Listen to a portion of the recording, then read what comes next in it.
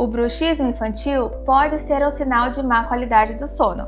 Embora existam várias causas, ele frequentemente está relacionado à obstrução das vias aéreas superiores, especialmente quando há hipertrofia da adenoide, que é o aumento do tecido localizado atrás do nariz e que dificulta a respiração. A adenoide aumentada pode impactar na qualidade do sono, no desenvolvimento facial, na atenção, no desempenho escolar e no crescimento. Crianças que roncam, dormem de boca aberta ou rangem os dentes à noite devem ser avaliadas.